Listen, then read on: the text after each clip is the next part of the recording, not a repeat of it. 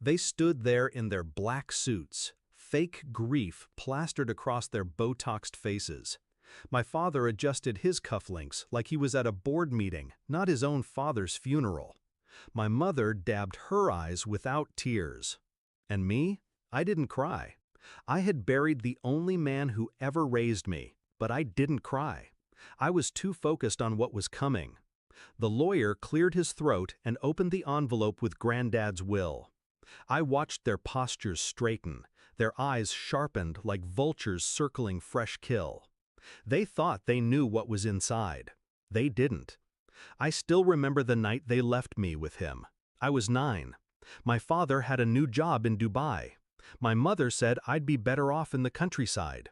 She didn't even hug me goodbye. Grandpa opened the door that night barefoot, hammer in hand, grease on his face. He looked at me, then at them, and said, "Leave the boy, no questions." He didn't believe in asking why people left. He believed in showing you how to survive once they did. He taught me how to build a table, wire a generator, break a man's nose if I had to. He didn't coddle me, but he never abandoned me either. When I broke my arm falling off the barn roof, he didn't panic. He drove me to the ER himself and told the nurse, "He's tough, just needs a cast." He was right. He made me tough. And when I turned 18, he made me his business partner. That's what they didn't know. While they were living like royalty in foreign countries, I was building legacy with calloused hands and blueprints. By the time I was 25, I was managing the ranch, the workshops, the patents, the land, and the quiet investments he'd made in tech startups.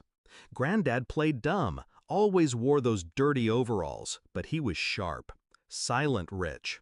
The kind who never showed his cards until it mattered. And it mattered now. The lawyer began to read. Generic preamble. Then, to my beloved grandson, who never needed to be told he was my son because he showed up every damn day, I leave everything. Silence. The kind that stretches, suffocates. The lawyer looked up, adjusted his glasses. That includes the house, land, business assets, patents, and my entire financial estate, valued at just under $112 million. My mother's hand twitched. My father blinked too fast. The vultures had misjudged the corpse. To my son and daughter-in-law, the lawyer continued, I leave a watch that never worked and a recipe for disappointment. They'll know what it means. I did. It was a joke between Grandpa and me. Every time they called, once a year, asking for money, he'd wind that broken watch and say, "Guess what time it is? Time to disappoint them again." Now it was official. They started to protest.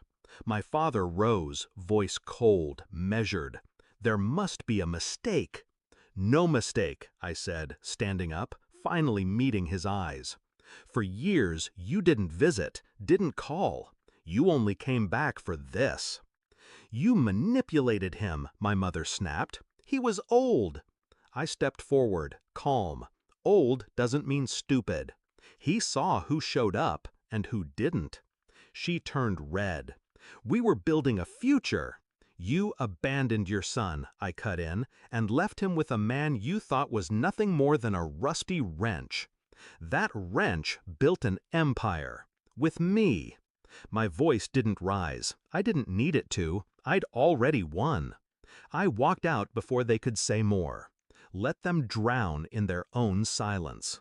I drove back to the ranch, parked under the old oak tree where Grandpa used to drink his coffee. I sat in his chair. The leather still warm from the sun.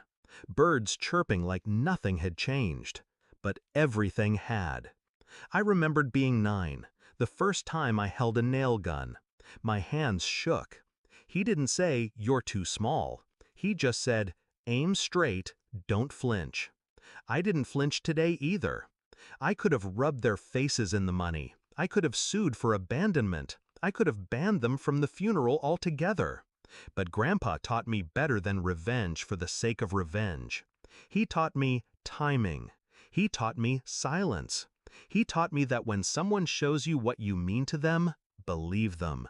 They showed me, and I let them sit with it. Broke, bitter, and now forgotten.